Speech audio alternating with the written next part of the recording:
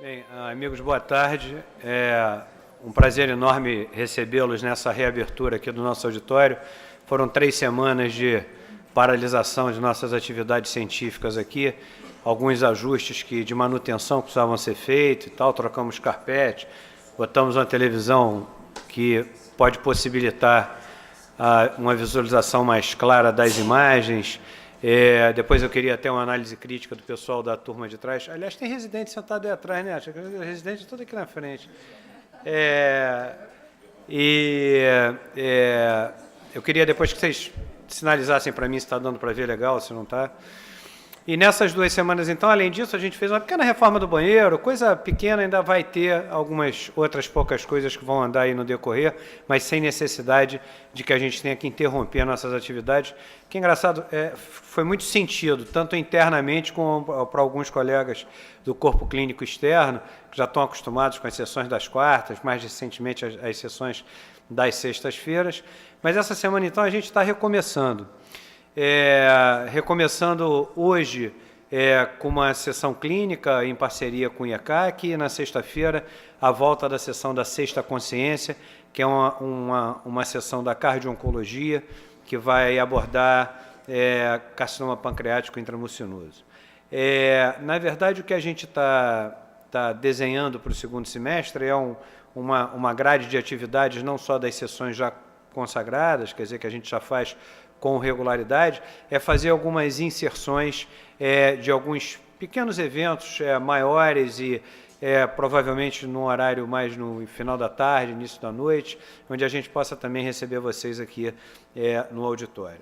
Para a sessão de hoje, então, eu queria inicialmente fazer um agradecimento aqui de público, Dani, ao IECAC, que é um parceiro de longos anos, já tivemos parcerias na residência em outros momentos, e, sem dúvida nenhuma, uma instituição de cardiologia reconhecida pela sua tradição e pela sua qualidade na cidade do Rio de Janeiro, e para nós é sempre uma oportunidade muito grande receber colegas de outras instituições. Nós temos parcerias com o Instituto Nacional de Cardiologia, com a UERJ, com algumas outras faculdades, e essa troca de experiências tem sido muito gratificante para nós. Nós entendemos que a forma de avançarmos dentro desse mundo do conhecimento científico vai ser através dessas parcerias com outras instituições que, sem dúvida nenhuma, possuem outras características e habilidades que nós não conhecemos tanto, e talvez nós também possamos ter lá uma coisa ou outra que possam acrescentar as outras instituições. Então, dessa forma, Dani, eu queria, em nome aqui do Hospital Paracardíaco, e você representando lá a chefia do Serviço de Cardiologia, queria agradecer também muito a presença da Eulália, coordenadora da residência médica, fazendo lá um brilhante trabalho, não só no Instituto, mas também pela residência no Rio de Janeiro, é uma guerreira, uma brigadora pela residência. Obrigado por tudo que você tem feito, Eulália. Eu queria dar 2 minutinhos de palavra para o Evandro, nosso diretor clínico aqui da instituição, que vai falar rapidamente antes que Dani assube, então, o microfone para poder dar sequência e, então, apresentar os demais participantes. Obrigado a todos. Obrigado. Bem, primeiro, obrigado, André, e é uma honra poder estar aqui nesse reinício e seguramente com os colegas do IECAC. Quando eu vejo o doutor Ricardo aqui, quando eu vejo o doutor Dirson, Dani, Eulália, Ivanice, todas as pessoas que, de alguma maneira, eu tive a honra de poder ser staff do IECAC e aprendi muito naquela instituição. Meu saudoso e querido amigo, vivo, professor Estângio Moura Neto, e com quem nós tivemos a honra de poder trabalhar no curso dele, em parceria com o Dani, que também trabalhava no curso do professor Carvalho Azevedo. O Procardíaco, ele certamente representa um centro privado de cardiologia. A gente tem o objetivo aspiracional de ser uma casa que possa recrutar os melhores talentos de cardiologia. Então, os residentes que estão aqui, todos eles são muito bem-vindos para poderem estar conosco, e seguramente tem um objetivo inspiracional de estar preservando a arte da cardiologia. O Procardíaco, seguramente, nos últimos 6 meses, mudou mais do que nos últimos 6 anos, desde a sua compra. E nos últimos 6 anos, mais do que nos últimos 60, que nós nos aproximamos a isso. E nós mudamos a marca, hoje somos Américas. Dr. Moisés né, que muito nos honra, é um dos fundadores, está aqui há alguns anos, e seguramente sabe que o nosso compromisso é em cuidar dos pacientes. E a arte clínica, ela se representa, se materializa na sessão clínica. Então, quando eu encontro aqui grandes mestres, e particularmente meu amigo Ricardo, não é, seguramente um ícone da medicina interna do Rio de Janeiro e do Brasil, não é, eu me sinto muito honrado de poder estar nessa sessão e a gente dar esse kick-off com os colegas do ECAC, trazendo um caso desafiador. Muito obrigado. Vamos em frente. Dani, queria pedir a você para assumir, então, a coordenação dos trabalhos, mas antes eu queria só fazer uma homenagem ao Dr. Ricardo Vivaco, que semana passada terminou o curso de ACLS conosco aqui, com um brilhante desempenho. Então, Dr. Ricardo, meus parabéns aí pelo...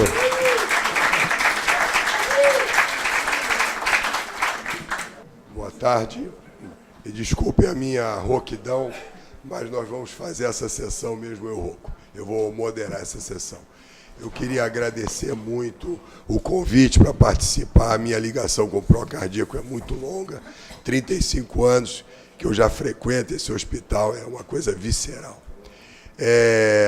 Eu trouxe um caso hoje para ser discutido aqui, um caso que me foi encaminhado e que numa das nossas sessões, que eu faço diariamente, inclusive de ausculta coletiva e tal, foi um caso bastante difícil, e eu achei interessante trazer esse caso para ser discutido aqui. Para discutir esse caso, para a apresentação desse caso, eu convidei os seguintes debatedores.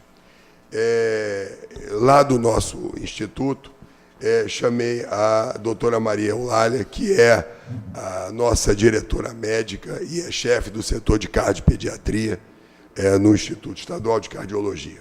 A doutora Evanice Lima de Marca, que é nossa ecocardiografista, especializada em cardiopediatria, mas ela também faz muito bem em adulto, e hoje ela é uma referência em avaliação de pacientes adultos com cardiopatias congênitas.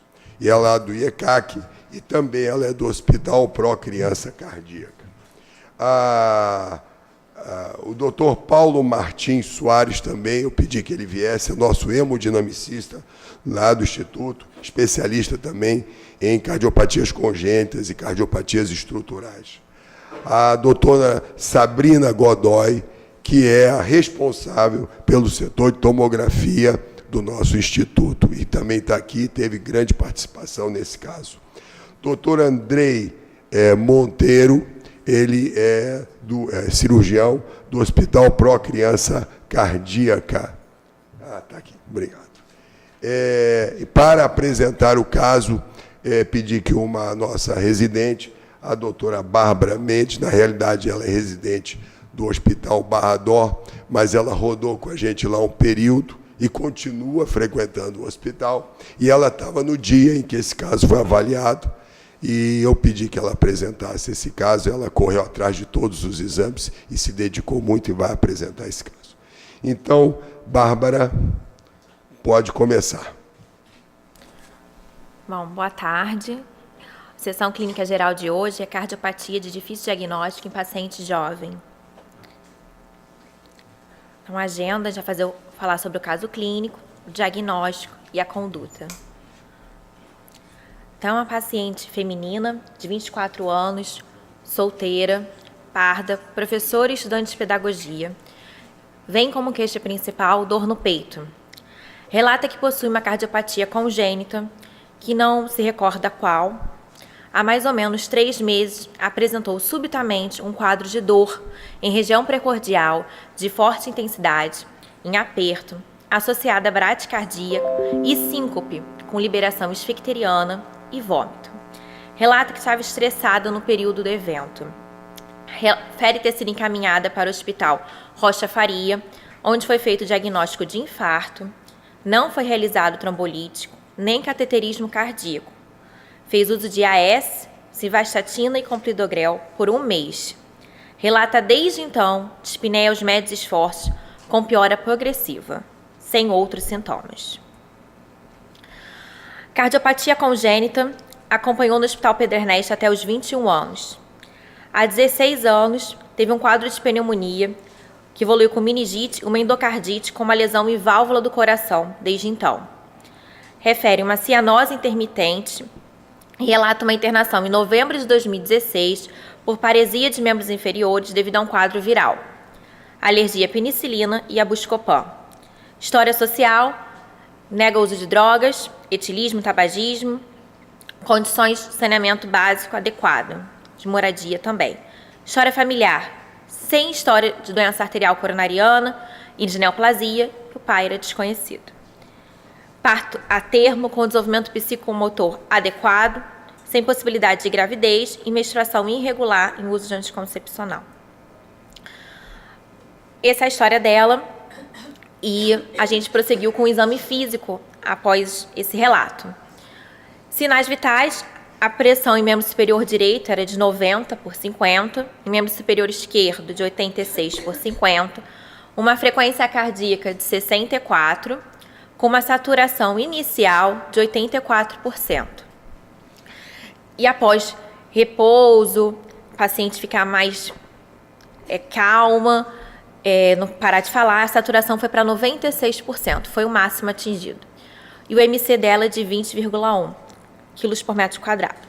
Na inspeção, é uma paciente em bom estado geral, normocorada, hidratada, eupneica, com uma cianose de região plantar, gengival, em mãos também, dentes naturais em excelente estado de conservação, pescoço sem alterações, tinha uma assimetria na região torácica, o hemitórax direito era mais elevado do que o hemitórax esquerdo, e uma impulsão em região de apêndice tifoide, com ausência de varizes. Então, essa é uma foto do momento, né? Inicialmente, uma cianose da região plantar, a foto dá para ver mais ou menos, e a cianose da região plantar, também, da palma da mão, palmar, tá? Tem algumas doenças, né, que a gente olha o pé do paciente e a gente pode pensar no coração. Não é? Então, só porque tem um pé parece um pé anormal, tem uma arcada, parece ser meio alterada, parece ser tipo um pé plano, né? E um pé grande. É interessante fotografar as laterais. Então, prosseguindo. Prosseguindo o exame físico, a palpação, os pulsos regulares, discretamente reduzidos, simétricos, com uma relação invertida. Pulsos mais amplos em membros superiores do que em membros inferiores. Uma discreta impulsão na apêndice tifoide. Não se tinha impulsão em região parasternal esquerda baixa e nem o ictus era palpável. Não se palpava frente. O abdômen era flácido, atípico, sem massas ou visceromegalias. Quando no exame físico a gente observou que não se palpava ictus e a gente era uma paciente magra, com esse relato, optamos por fazer a percussão do exame. Percutimos a caixa torácica e observamos uma submaciçez em hemitórax direito e um som claro pulmonar em hemitórax esquerdo, com uma maciçez em hipocôndrio direito. Devido a isso, a paciente foi trocada de posição e continuamos a examinar. Em decúbito, voltamos para a palpação. Em decúbito lateral direito, palpa-se uma impulsão com característica de volume. Prosseguindo a ausculta na posição normal, a gente à direita do paciente, tá? Ritmo regular, B1 audível em todos os focos, a B2 é diminuída em todos os focos, tinha um sopro sistólico pancardíaco, porém, no entanto, no foco mitral ele era discreto e ia aumentando a sua intensidade gradativamente na medida que se encaminhava com o estetoscópio para a região mesocárdica e focos da base. O sopro era holossistólico. Nos focos da base, ele continuava sendo holossistólico, mas havia uma nítida intensificação mesosistólica. O sopro se irradiava tanto para as clavículas, carótidas e fúrculas, mas era mais expressivo na clavícula esquerda. Quando a gente continuava com o exame físico, caminhando em direção aos focos da base e à direita do precórdio, na região mais baixa do precórdio, mais ou menos ao nível do quarto e quinto espaço intercostal esquerdo, observava-se um sopro sistólico que se irradiava para o hemitórax direito. Esse sopro nitidamente aumentava com a manobra isométrica e se irradiava para a região dorsal à direita. No foco tricúspide, ele era Ribeiro Carvalho positivo. Praticamente em todos os focos se ouve um ruído grave e soproso, que nos pareceu ser uma B3 soprosa.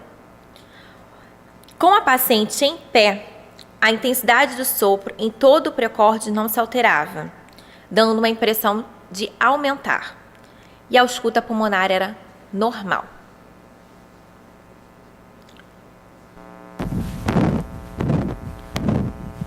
Eu fiz o fono em todos os focos, para não sobrecarregar a apresentação. Na base do precórdio, o sopro, embora ele fosse polo sistólico, ele tinha claramente uma intensificação mesosistólica. Obrigado, querido. Alô? Mesosistólica. E os senhores podem observar mesmo na base do precórdio aqui em cima, percebia-se esse ruído grave que eu interpretei como uma terceira bulha soprosa. Nas porções mais baixas do precórdio, esse sopro, ele não tinha essa intensificação mesosistólica. Ele era mais uniforme, era um sopro holosistólico mais uniforme. Mas na base, ele adquiria esse caráter de intensificação mesosistólica.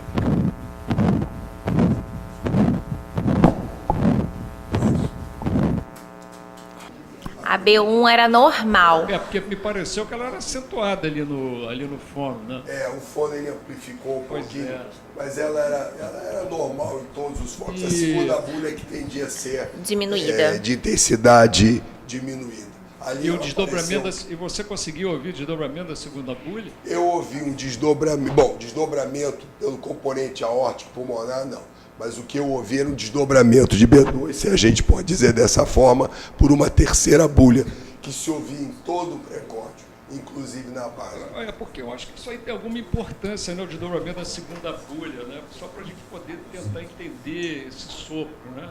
Se esse sopro terminava antes do componente Pode aórtico ou voltar, do pulmonar volta um pouquinho. Então, na verdade, isso aqui é mais do que uma terceira bolha, me parece que é um flat flux, pelo menos. A gente não vê mais forma de frequência, né? Mas eu fico sempre interessado na segunda bolha, né? Aliás, isso é uma característica lá do Propulado Carvalho. Né? Vai atrás da segunda bolha. Então, na verdade, olha só, um sopro desse tem que se pensar em duas coisas. Uma que possa ter uma cardiopatia congênita, que você já falou, que é o CIV. E a outra é que não pode ser descartado, é uma ruptura de cordoária da válvula mitral, que dá um sopro em diamante, que irradia para o... Né, porque me parece que tem uns citos inversos, né, pelo que vocês escreveram aí da percussão. Eu sei que percussão do coração é horrível, né, a gente erra muito, né? Mas, de qualquer maneira, me parece que o cito está invertido. Está o cito invertido e aí muda toda a sistemática de observação dos ruídos que o coração produz. Né? Quer dizer, aí a gente tem que inverter o nosso cérebro, colocar o hemisfério direito no lugar do esquerdo e tentar interpretar isso. Então, na verdade, porque muda tudo. Aí começa a dificuldade. Né? Quer dizer, então, na verdade, com um sopro desse, a gente teria que necessariamente pensar nisso. Uma cardiomiopatia hipertrófica, eu acho um pouco difícil com esse tipo de sopro. Mas, de qualquer maneira, eu acho que a gente não foge muito dessa possibilidade. Apesar de que alguns CIVs, dependendo do tamanho, ele pode aumentar com a respiração, né? A gente não pode esquecer disso. Então, fígado esquerda direita. Inclusive eu percuti. Se vocês perguntarem por que eu percuti, eu percuti pelo seguinte: quando eu fui palpar o Ix, uma menina magrinha, eu não consegui palpar. E tinha um abaulamento ali. Aí eu fui palpar ali. E aí eu percuti ali. E quando eu percuti, estava submaciço. Aí eu desci e continuava submaciço. Aquela maciçez, digamos assim. E aqui não, era aquele suco claro, de pânico. Então, continuando, a paciente trazia alguns exames com ela. Essa era a radiografia de tórax. Algum colega da radiologia está presente? Não. Antônio Sérgio, eu queria te livrar dessa, mas eu soube que você, no pró-cardíaco, é um dos melhores em radiologia. Então, se todos os colegas falaram isso, então eu tenho que pedir a sua opinião. Mas olha só, na verdade a gente está vendo que o coração está... Existe um sinus inverso. Né? Então existe uma destrocardia. Então isso aí é nítido. A coisa interessante é que parece que efetivamente existe. Não existe o sinus inverso total, né? Porque o fígado está à direita e a gente está vendo a câmara de ar do estômago à esquerda. Então, aí já complica. Aí a coisa já não fica tão simples assim. Então é uma destrocardia com as vísceras na sua posição normal. Né? Já começa a inverter. Outra coisa que chama atenção nesse coração é que é um coração aumentado. Eu vou da periferia para o centro. Né? Então, que a gente olha o pulmão e vê uma oligemia, né? Quer dizer, tem pouco vaso no pulmão. Então, isso já demonstra o seguinte: vai pouco sangue para o pulmão.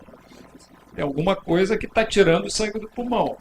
A outra coisa é que a gente tem que pensar ao contrário, a gente também não vê um botão aórtico muito evidente, quer dizer, então tem baixo débito. Aliás, com 9,5 de pressão, eu acho que isso aí já era evidente. Né? E aí a gente inverte tudo, né? Normalmente eu começo pelo arco inferior direito. A gente vê que o arco inferior direito, nesse caso, são os ventrículos. Né? Então, a aparência que isso aqui dá é que os dois ventrículos estariam crescidos, pelo menos nessa projeção IPA. E o arco inferior esquerdo, que aqui a gente leva em consideração que deve ser cavidade invertida, né? Quer dizer, o ato direito estaria para cá, ele está com esse arco prolongado, longe do centro lá da coluna. Quer dizer, aí a gente está vendo aqui que existe também essa carina, ela está levantada. É possível que essa cavidade que está posterior está levantando a carina. Se a gente admitir que isso seja o átrio esquerdo, eu diria que tem crescimento das 4 cavidades aí, com mau débito tanto para o pulmão quanto para a periferia. Pode passar o perfil? Tem o perfil? Tem o perfil, pode? Olha só, eu não consigo dizer que tem hipertensão pulmonar. Eu pelo menos não... pode ser que tenha.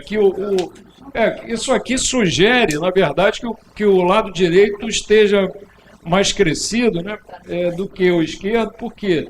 Porque a gente vê essa linha de segmento aqui, que isso aqui é a via de saída do ventrículo direito. Então, é possível que realmente o ventrículo direito seja crescido. Se tem hipertensão pulmonar, eu efetivamente eu não consegui ver aí. Realmente eu tô... Você quase não tem o perfil? Bota o perfil. E o perfil, a gente vê que essa cavidade anterior, ela encosta como se fosse efetivamente um crescimento de cavidade direita e o esquerdo é que eu fico na dúvida. Se isso aqui é a entrada da cava, não é? A gente tem que pensar que está tudo invertido aqui, né? Isso aqui é a cava, quer dizer, o ventrículo esquerdo não estaria crescido por esse perfil. Quer dizer, pelo perfil a gente poderia falar que as cavidades direitas estão mais crescidas e o átrio esquerdo me parece que também está crescido. Se ele estiver na posição anatómica dele.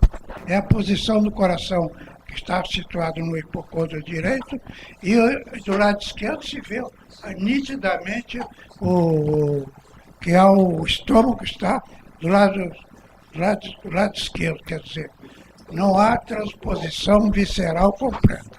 E o campos pulmonares inteiramente sem nenhum vaso presente, chamando a atenção disso aí, já fazendo pensar em algumas possibilidades de diagnóstico por causa dessa possibilidade. E eu diria que esse lado de o bordo desse pulmão é principalmente dado pelo ventrículo direito, provavelmente. Isso aí, porque está elevado, sem a ponta para baixo. E difícil, do outro lado, é provável que tenha também crescimento auricular direito no bordo direito desse caso. Então vamos dando seguimento. Então foi segmento, próximo exame era um eletrocardiograma. Eletrocardiograma. Quem se habilita nesse eletro? Quando eu falo quem se habilita, eu sempre olho para o Dr. Dirson, mas... Hein? Ele diz que eu exploro ele, mas o que eu posso fazer? Essa P não é uma P comum, ela é bimodal. Se você ver aqui que tem um modo direito e modo esquerdo. Quer dizer, é um crescimento biauricular, já que se pode ver principalmente aqui. E as ondas T negativas em D2 e achatadas aqui, nesse caso aqui. Pode seguir. Chama-se atenção primeiro sobre isso aí. Agora eu gosto sempre Vamos lá. de ver as preconceitas. Não, vamos chegar lá. Vamos aqui. AVR, AVL e AVF. AVR, isso. AVR, isso. AVL, AVL embaixo e AVF é a última linha. esse é AVL. Isso. AVL é negativo, AVL.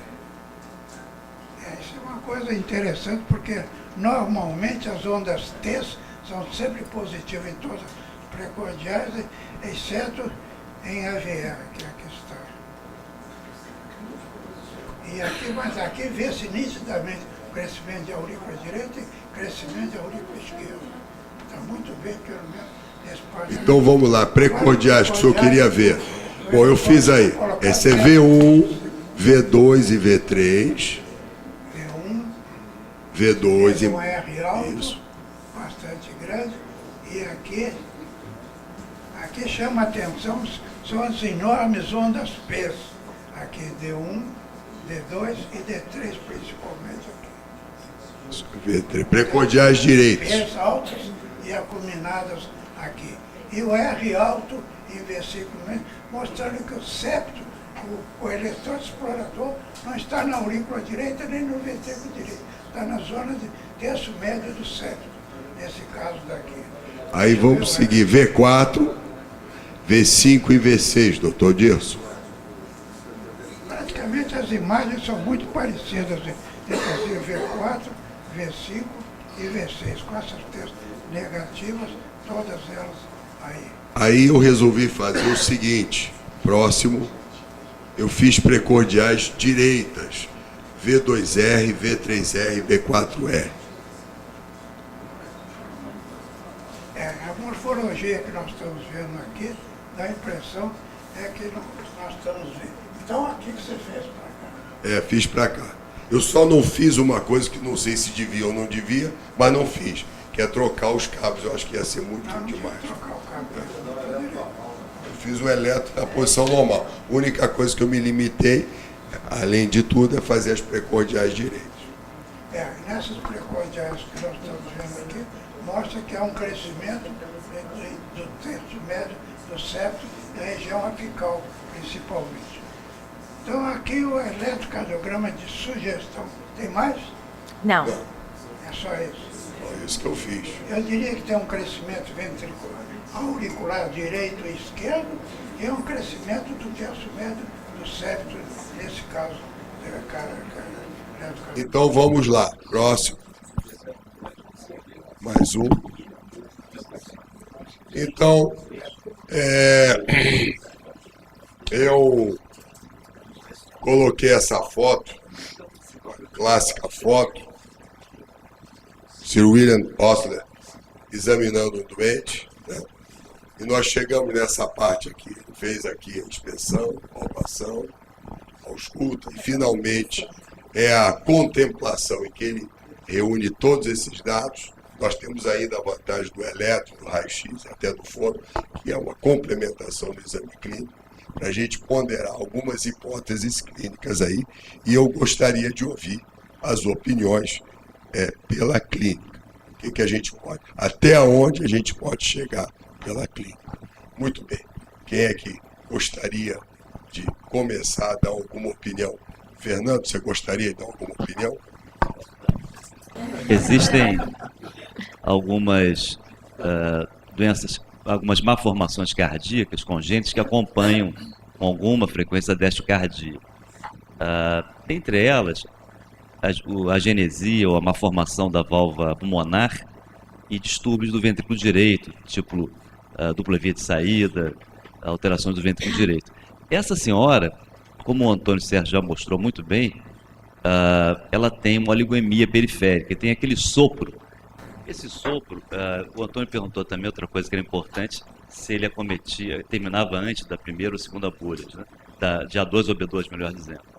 Isso ajudaria no raciocínio. Eu te falo, ele vai até B2. Assim, portanto, qualquer desdobramento da segunda bolha ficava difícil, porque era um sopro intenso que ia de início ao final da sístole, englobava a segunda bolha meio apagada, não dava para ouvir isso. O que você ouvia desdobrando a segunda bolha, é uma terminologia que eu uso, nem todo mundo usa, era a terceira bolha. Você ouvia aquele ruído grave, soproso, uma B3 introduzindo o rufado. Bom, eu ficaria com uma hipótese aí de, obviamente, a destrocardia associada com outras malformações, dentre elas o distúrbio de agenesia de válvula pulmonar, estenose pulmonar, botaria como hipótese aqui, esse sopro compatível. Então botaria a agenesia pulmonar, ou estenose pulmonar, até corroborado pelo hipofluxo pulmonar, que o raio-x é bem nítido. Colocaria a possibilidade de ter um CIV associado, o Antônio também mencionou isso. Então ficaria por enquanto com CIV, agenesia ou estenose pulmonar, destrocardia, e outra condição que vem associada, às vezes, é a transposição de vasos, né? De vasos da base. Poderia ser até uma transposição corrigida. Né? Enfim, ficaria com essas hipóteses iniciais. Eu esperaria o hiperfluxo e não tem. Né?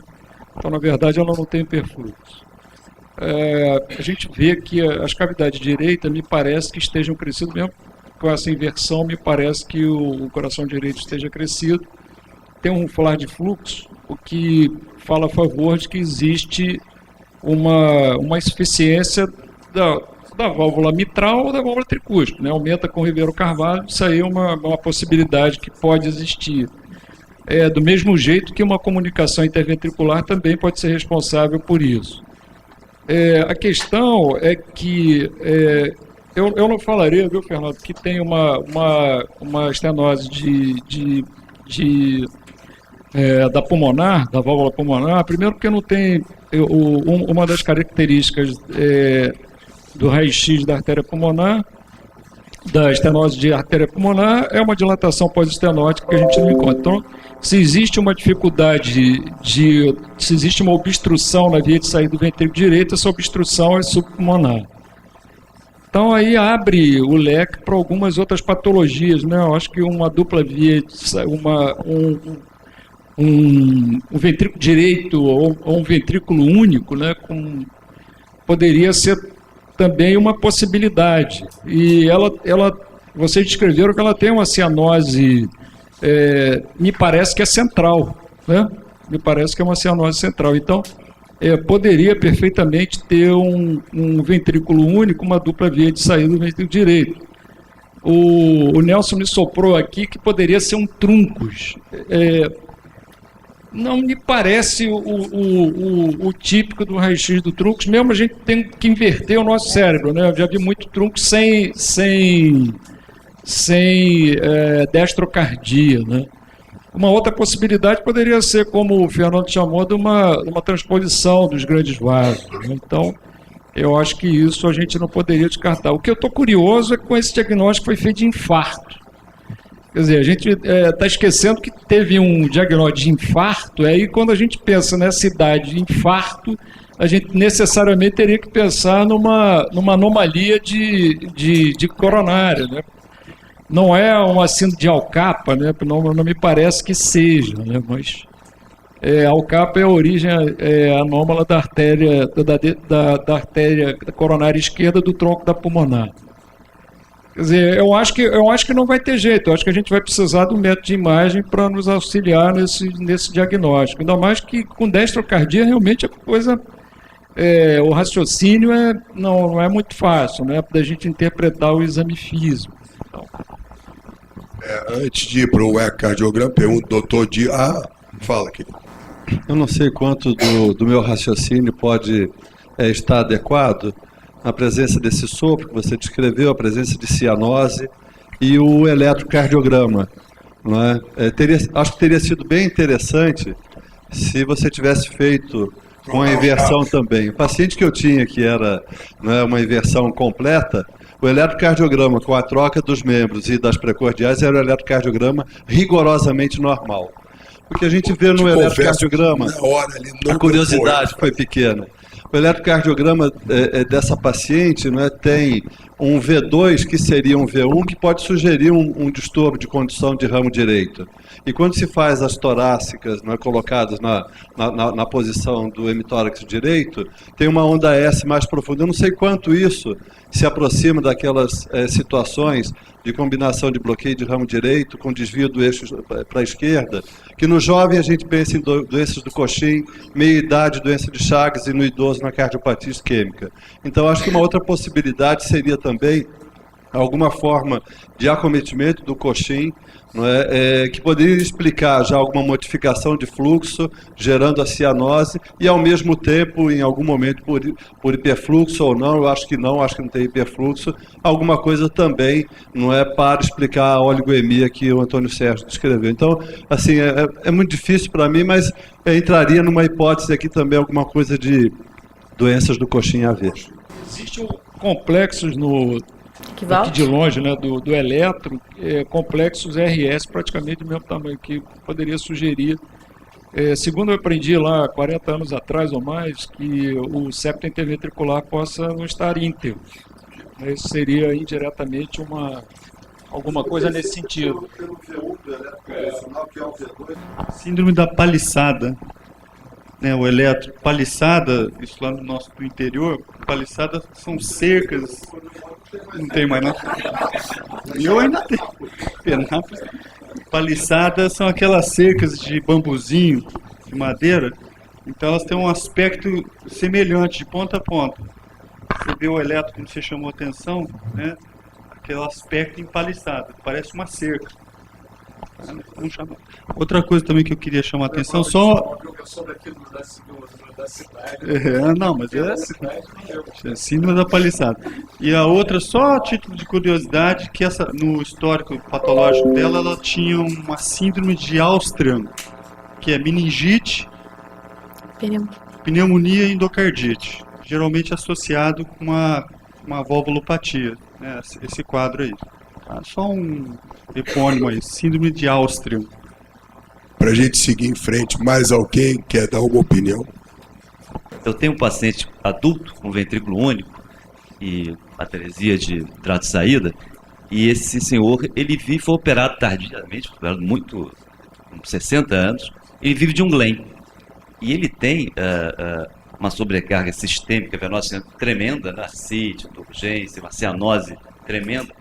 Essa senhora, eu não vi o exame clínico, quando eu cheguei. Ela tem cianose e tem sinais de congestão venosa sistêmica exuberante? Não. Não tem. Não. Então, talvez. Uma outra coisa que me ocorreu, história de infarto, que tem uma história de infarto aí. Esse negócio de infarto foi uma informação que ela trouxe, que disseram para ela numa emergência, algo assim, mas em nenhum momento ela foi seguida com uma paciente que tenha sofrido um infarto agudo do miocárdio. Eu pessoalmente, desde o início, não que eu não desvalorizo nada na história, mas eu achei um negócio bem fora. Não é uma coisa... Eu lembrei que na transposição... É muito comum eu tive infarto.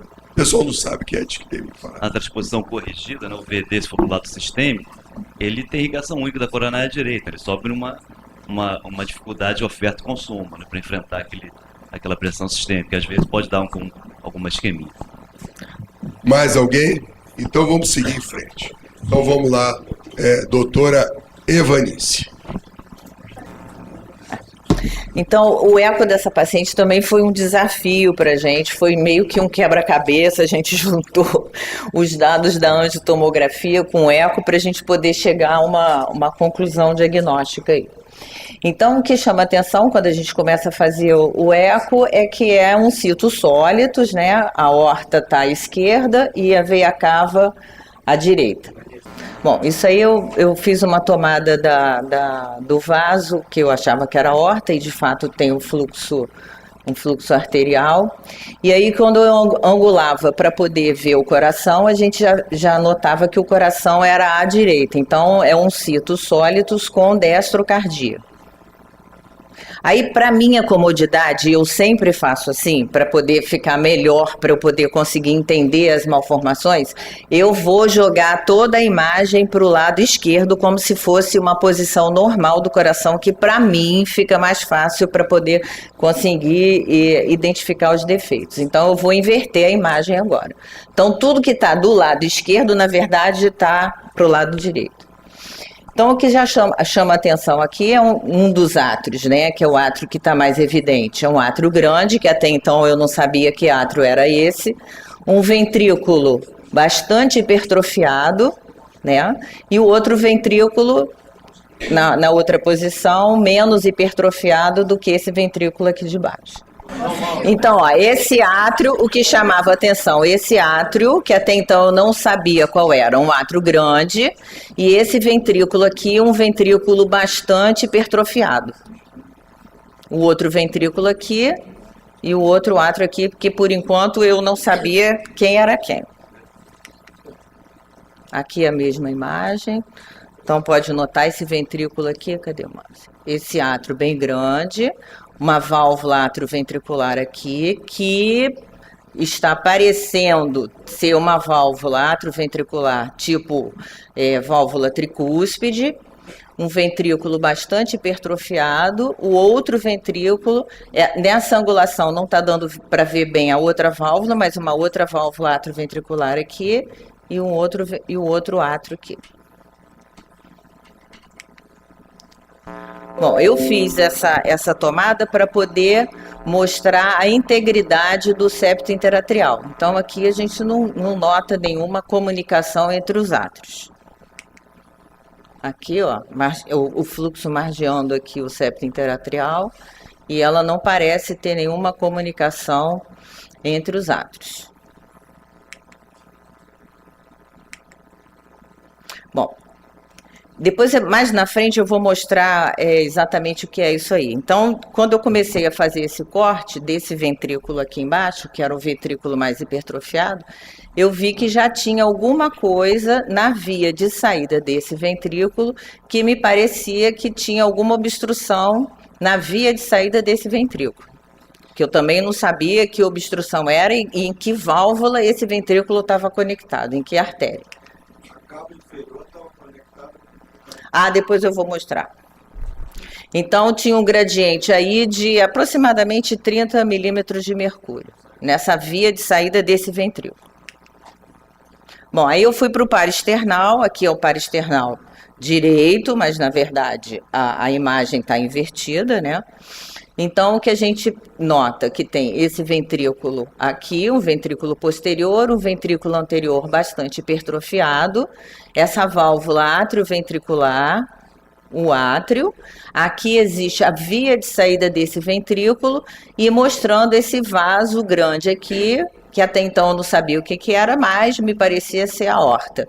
E aqui alguma coisa que parecia que estava saindo aqui, que eu vou angular melhor para poder mostrar. Essa aqui é a mesma tomada, então os dois ventrículos, ó. Esse ventrículo aqui, o anterior, bastante hipertrofiado. Esse ventrículo posterior também hipertrofiado, mas esse aqui chama mais atenção.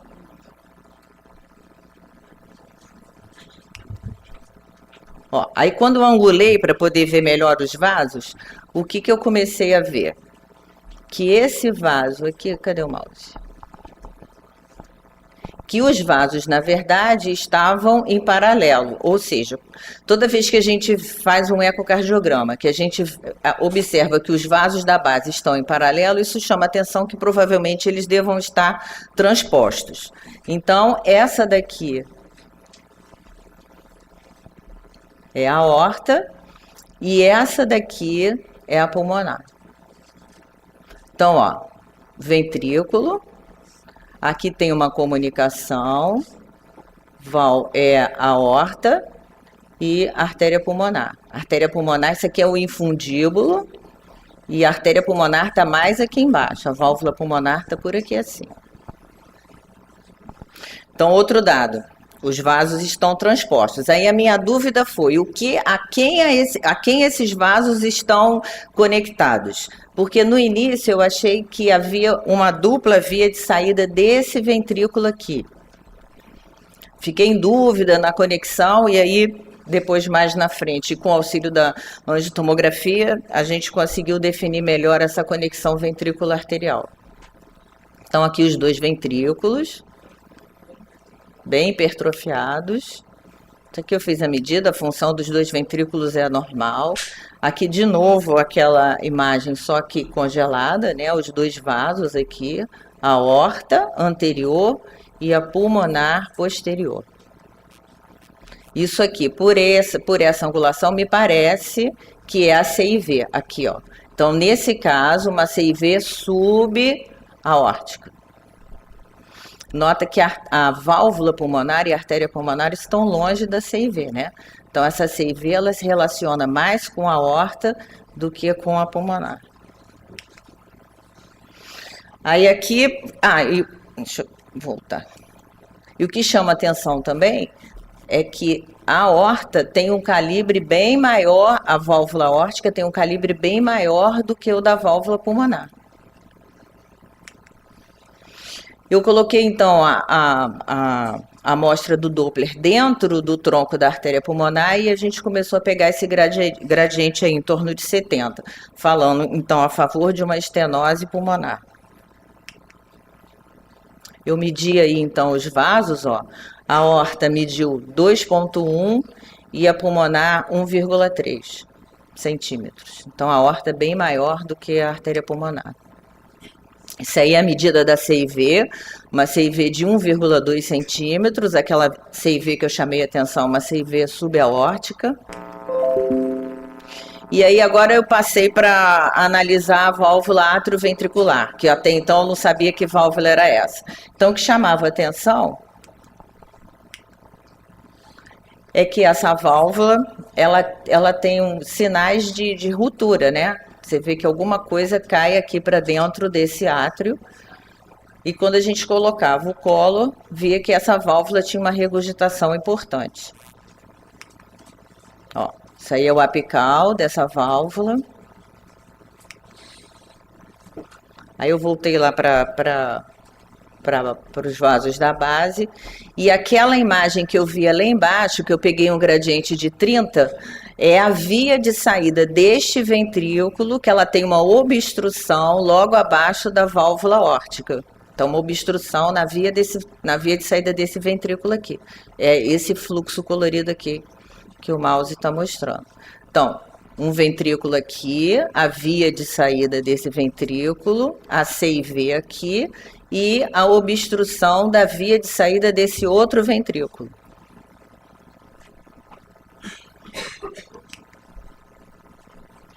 Eu medi, deu 0,7 centímetros de diâmetro.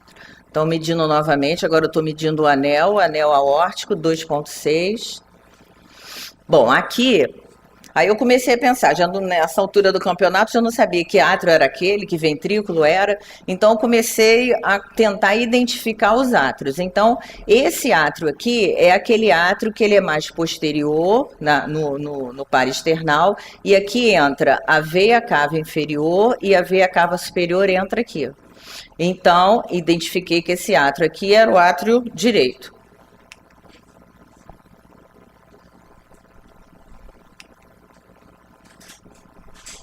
Esse aí é o outro átrio, que é aquele átrio que está aumentado de tamanho. está conectado com essa válvula que tem essa ruptura aí de folheto.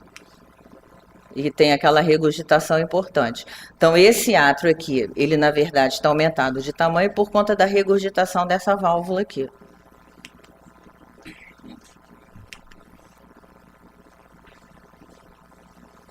Aí eu comecei, que átrio é esse? Então, esse átrio só pode ser o esquerdo, porque o outro eu já tinha identificado o átrio menor como sendo o direito.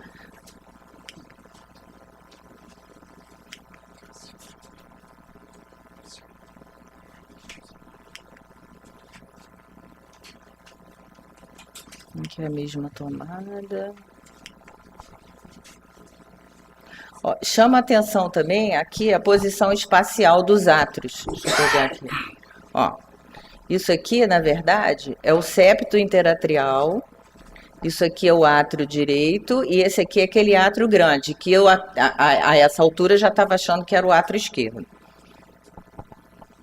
Então, para um corte parasternal, isso aqui é uma posição completamente diferente. A gente nunca vê o septo interatrial nessa angulação que a gente está dando aqui nesse corte. Bom, aqui é o apical. Então, a gente já consegue visualizar que esse átrio que está aumentado, ele está ligado com esse apêndice atrial que tem muita a característica do apêndice atrial esquerdo, né? Então, esse átrio grande, eu achei que ele era, então, o átrio esquerdo. Bom, então esse átrio esquerdo está ligado a quem? Então, eu comecei a achar que esse ventrículo aqui e que essa válvula tinha a característica de válvula tricúspide, olha, com várias cordas tendíneas, eu não via músculo papilar muito definido, os dois músculos papilares, como a gente vê da mitral, então eu deduzi que este ventrículo aqui, bastante trabeculado, era o ventrículo direito, válvula tricúspide conectado com o átrio esquerdo. Então, conexão átrio-ventricular discordante. E esse átrio aqui, então, seria o átrio direito, e esse ventrículo aqui, o ventrículo esquerdo, e essa válvula aqui, a válvula mitral. Então, voltei lá de novo para ver a conexão ventrículo-arterial. Então, como eu identifiquei que este ventrículo aqui era o direito, né? Então, esse ventrículo direito, ele está mais conectado com quem? Com a aorta. A aorta, na verdade, ela meio que cavalga o septo, mas ela está mais conectada com este ventrículo aqui, que é o ventrículo direito, do que com este ventrículo aqui, que é o ventrículo esquerdo. Então, esse ventrículo é o ventrículo esquerdo, via de saída, artéria pulmonar. C e V, válvula aórtica, ventrículo direito. Então, conexão ventrículo arterial discordante. Então, na verdade, eu achei que eram casos de citosólitos, destrocardia, transposição corrigida com C e V subpulmonar, estenose pulmonar e uma estenose subaórtica também, que eu vou mostrar num corte lá na frente. C e V subaórtica e também uma estenose subaórtica, porque a gente vê que aqui na via de saída desse ventrículo você tem uma obstrução. Vou ver, ó, vou mostrar lá na frente. Aqui é só para mostrar os fluxos que saem dos ventrículos e vão aqui para os vasos. Oi? Acelerar? Tá. Ué, não mostrei a... A gente tirou aquela foto da obstrução? Aqui, ó. Peraí, eu vou voltar. Então, ó, aqui, ó, ventrículo direito, válvula tricúspide, que na verdade é a válvula tricúspide que tem ruptura das cordoalhas, que a gente deduziu que fosse daquela endocardite que ela teve. Cadê o mouse? Aqui na via de saída do ventrículo direito, tá vendo? A gente vê uma... Não sei bem do que chamar isso aqui. Parece um anel fibroso, alguma coisa obstruindo a via de saída desse ventrículo. Ó. E aqui é a válvula aórtica. Então, a gente também tem uma obstrução na via de saída desse ventrículo aqui. Ó. Doutora Sabrina. Foi impedido, então, realizar a tomografia. A gente realizou lá no IECAC. Aqui eu coloquei na ordem que eu falei, vamos tentar resumir e sanar as dúvidas, então, que ainda tinha um pouquinho de dúvida no eco. Então, como é que eu tentei organizar esses slides? Cadê o pointer? Tá aqui, né? Veia cava inferior, que eu quis mostrar nessa foto, e essa veia cava inferior, então, estou subindo os cortes, tá? Vai chegar aqui nessa estrutura, que é um átrio direito, ok. Esse átrio direito vai se comunicar nessa válvula aqui. Eu pude observar, não mostrei essa foto, mas angulando, é uma válvula com 2 cúspides apenas, então realmente parecendo uma válvula mitral, que se liga então a um ventrículo, que é um ventrículo morfologicamente, sumiu meu pointer. Cadê a minha seta, gente? Ai, voltou. Se você olhar esse ventrículo, é um ventrículo realmente, como a Vanice falou, mas com a parede mais compacta, né? Parecendo realmente ventrículo esquerdo, com músculos papilares mais bem individualizados, estão realmente parecendo um ventrículo esquerdo. Daqui, então, eu fui seguindo a anatomia, eu estou seguindo o fluxo do sangue para poder facilitar para a gente. Esse, então, vamos lá. Esse ventrículo esquerdo está aqui, então, aqui até o músculo papilar dele dá para ver. E esse ventrículo esquerdo se liga, então, aqui o infundíbulo dele e aqui a artéria pulmonar. Então, do ventrículo esquerdo sai a artéria pulmonar. A gente pode observar bem aqui, então, a saída da artéria pulmonar, que vai se dividir em artéria pulmonar direita. E eu tenho um corte melhor para poder ver. Não, volta. Como é que eu volto? Home aqui. Tá. Então, aqui a gente vê, então, a artéria pulmonar, divide a artéria pulmonar direita para cá, a gente vai ter outro corte mostrando a artéria pulmonar esquerda para o outro lado. A gente vai ter outros cortes, mas eu queria mostrar aqui o ventrículo direito saindo aqui para a aorta. Do outro lado, aquele corte bem parecido com o que a Vanice viu. E aqui a gente vai ver a CIV, que depois eu medi essa CIV lá no final. Vamos embora. Então, aqui eu só fiz as medidas, então, na saída do tronco da artéria pulmonar, como a Vanice falou, tinha uma estenose, o tronco da artéria pulmonar era bem menor, eu medi 9 milímetros de tronco de artéria pulmonar, tá? A gente observa, então, a artéria pulmonar direita já com o seu tamanho habitual, em torno de 1 centímetro de artéria pulmonar direita, e a artéria pulmonar esquerda, sim, tinha uma estenose no seu terço inicial, com 6 milímetros de diâmetro de artéria pulmonar esquerda. A gente observa aqui os terços, sumiu minha setinha, achei ela de novo. Os terços médios distal da artéria pulmonar esquerda tem uma ictasia importante, de 2,6 por 1,9 centímetros. Realmente uma ictasia hipodestenótica desse ramo esquerdo da artéria pulmonar. Tá?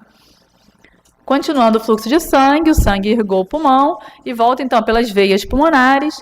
Aqui a gente observa, então, as veias pulmonares, também não botei o 3D, a gente tem no final o 3D, mas eram 3 veias pulmonares à direita, superior, lobo médio e inferior, e 2 veias pulmonares à esquerda, que... aqui. Então, aqui a veia pulmonar, essa aqui é uma veia pulmonar direita, aqui uma esquerda, entrando aqui nesse átrio realmente muito aumentado, então, que é o átrio esquerdo, onde essas veias pulmonares estão drenando. E esse átrio esquerdo, bem aumentado, está associado a uma válvula, agora tricúspide. Quando eu agulhei ela, deu para ver que eram 3 cúspides. E aqui há um ventrículo, que é um ventrículo muito mais trabeculado, bem aumentado, que é então um ventrículo direito. Tá? O ventrículo direito é um ventrículo anterior e o ventrículo esquerdo é um ventrículo mais posterior. E assim, continuando, desse ventrículo direito, aqui eu medi essa estenose subaórtica, que a Vanice mostrou, aqui me deu 9,6 milímetros nessa medida da estenose subaórtica. A Vanice falou que é neofibroso, a gente vê uma estrutura ali com densidade ali de músculo, de fibrose, eu não sei, a gente tem que ver que estrutura é essa.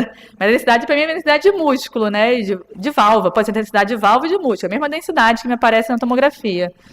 Você achou que era mais uma coisa fibrosa, né, Vanice? Você achou que era uma coisa mais fibrosa, essa estenose subaórtica? A minha densidade é de músculo e de válvula, tanto faz aí para mim. E aí dela, me sai a aorta. Então aqui está a aorta saindo desse ventrículo direito. Essa aorta tem calibres normais, o início 2,7 centímetros de aorta ascendente, o arco nada demais, estou passando um pouquinho rápido, por causa do horário, descendente também 1,4 centímetros, ok, desce do lado certo. E aqui só quis mostrar o tamanho da CIV, como a Vanice falou, uma CIV subarterial, um pouquinho mais para o lado da aorta, essa CIV aqui me deu 1,2 centímetros, mesmo tamanho que a Vanice viu. Aqui eu fiz só umas reconstruções 3D, que na verdade 3D é bonito, mas o laudo é dado no 2D, 3D é só para ficar mais bonitinho, às vezes ajuda um pouquinho. Aqui não tem nem dá para ver muita coisa, na verdade, do VD sai a aorta, do ventrículo esquerdo sai a artéria pulmonar para trás, aqui não, acho que não está adiantando muito. Acho que é mais essa visão posterior, também não sei até que ponto ajuda. A artéria pulmonar aqui dos dois lados saindo aqui em cima. As veias pulmonares, que tem 3 à direita e 2 à esquerda. A aorta descendente aqui. Sinceramente, 3D não me ajuda muito. Foi isso, obrigada. Doutor Paulo, tem algum comentário a fazer em relação às imagens? Essa paciente tinha 2 lesões que se compensavam, né, que era a CIV com essa estenose pulmonar. E que provavelmente ela não foi muito sintomática. Né? E quando a gente observa essa estenose pulmonar, na verdade não é uma estenose só da artéria, da válvula pulmonar. Ela é uma estenose, ela é uma pulmonar toda pequena. Né? E por isso que a gente não vê as pulmonares centrais mais dilatadas, não vê trombo. Né? Ela tem um hipofluxo por essa pulmonar ser pequena. E provavelmente ela começou com um sintoma maior por causa da insuficiência tricúspide, né? Secundária a essa endocardite. Né? Eu acho que assim, um diagnóstico muito difícil, né, mas a conduta, né, para essa paciente, eu acho que vai nortear pela válvula. Né, a gente tem que mexer nessa válvula aí. E você, Eulália? Deu muita dor de cabeça para a gente chegar a uma conclusão, né? A gente discutiu várias vezes, né? Porque cada vez a gente achava mais alguma coisa. Mas essa paciente, o que é importante, eu acho, de tudo isso aí, quando o Deni trouxe esse caso aqui para a sessão, eu achei muito interessante porque é uma congênita e os congênitos hoje estão sendo tratados e chegando à idade adulta.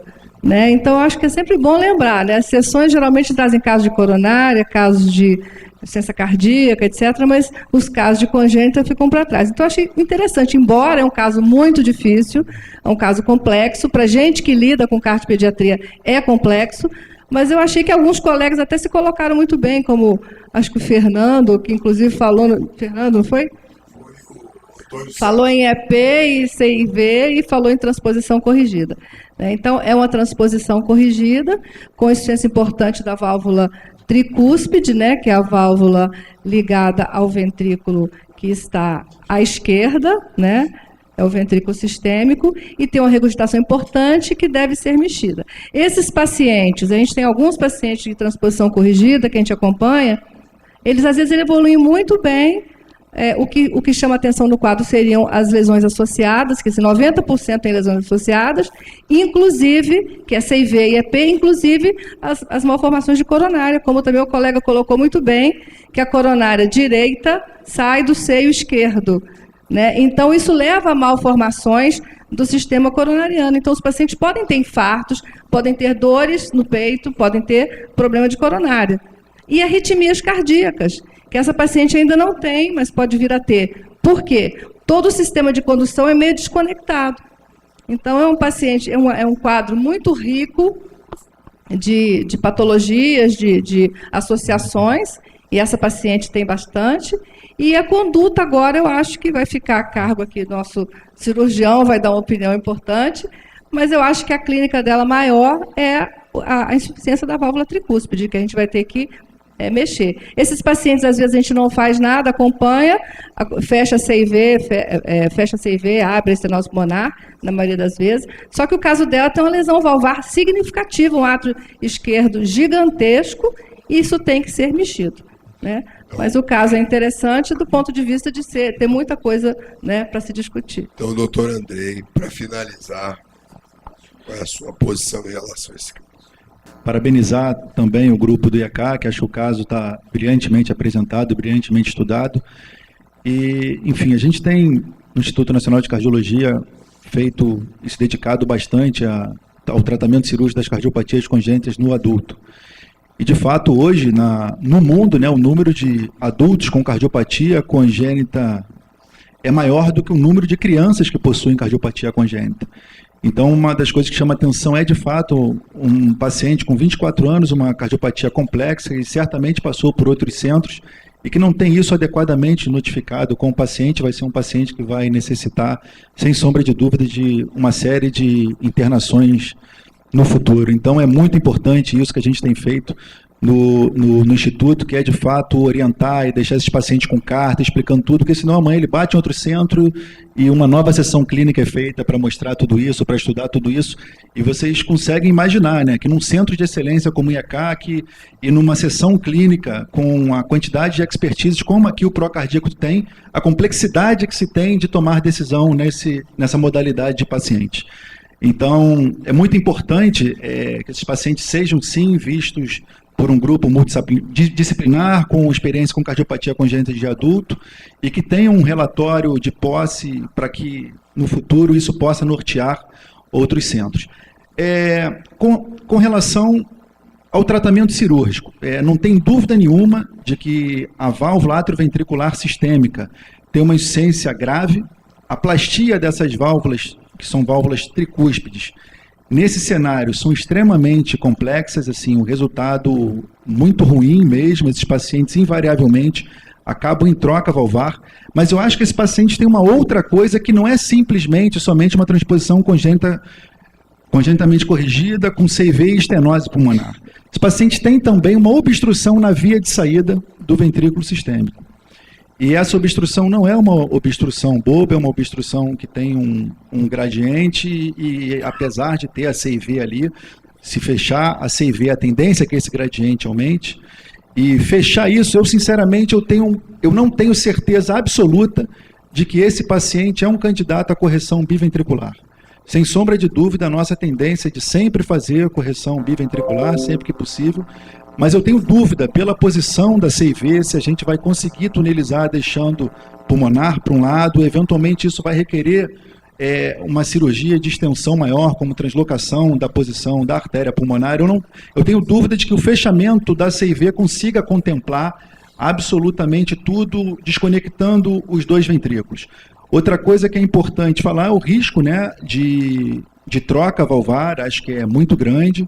Tem uma chance muito grande. Eu não consegui definir bem aqui pelas imagens o mecanismo de insuficiência valvar, mas a literatura mostra, a nossa experiência também mostra isso, que a plastia nesse cenário é bastante difícil. Temos que lembrar aqui também e posicionar a paciente. Qualquer intervenção cirúrgica, o risco dessa paciente sair com marca-passo é muito grande, é uma transposição congenitamente corrigida, e esses pacientes já têm um risco de, sem fazer nada, evoluírem com BAVT. E sempre que nós fazemos qualquer coisa, o risco é bastante grande. Eu acho que tem um risco aí próximo a 50% dessa paciente sair bloqueada do centro cirúrgico. E se ela for para uma correção tipo univentricular, que eu também entendo que a condição clínica dela não esteja tão ruim assim para nós indicarmos para uma cirurgia em um paciente nessa faixa etária, e que não está tão cianótico assim, que seria a principal indicação de nós indicarmos uma correção univentricular, seria um paciente com uma cianose mais pronunciada, senão acho que não iria valer a pena fazer uma correção univentricular para ela. E se fosse para uma correção univentricular, seria uma cirurgia tipo Fontan, com troca valvar e abertura da CIA, porque essa obstrução, se ela tivesse uma CIA, certamente esse gradiente no ventrículo sistêmico seria menor. Como ela não chunta no plano atrial, então todo o sangue das pulmonares cai nesse ventrículo sistêmico e isso daí subestima o gradiente do ventrículo sistêmico. E abrindo a CIA numa correção tipo univentricular iria corrigir isso. Então a minha indicação seria de fato uma correção biventricular, mas eu nesse momento não tenho certeza absoluta. Precisaria examinar melhor o eco para ter certeza de que isso seria possível. Certeza por quê? Porque, por outro lado, se eu tivesse certeza que ela iria para univentricular e com a saturação que ela tem, eu já questionaria a indicação cirúrgica nesse momento. Muito obrigado. Dani, muito obrigado mais uma vez. Ao grupo do IACAC, muito obrigado pela presença. Eu acho que foi de uma contribuição enorme aqui para o nosso aprendizado hoje, e queria que essa naturalmente fosse a primeira de muitas sessões conjuntas que nós pudéssemos fazer com o Instituto, que eu acho que sem dúvida nenhuma vai ser bastante proveitoso para todos nós. Lembrando duas coisas, tem um WhatsApp, quem não está inscrito no WhatsApp do Procardíaco e desejar entrar em contato com o Antônio, que está ali na porta, só deixar o número do telefone que a gente inclui para a programação científica. E na próxima sexta-feira, então, só relembrando, sessão Sexta Consciência sobre tumor pancreático intramucinoso. Obrigado pela presença de todos, até sexta-feira.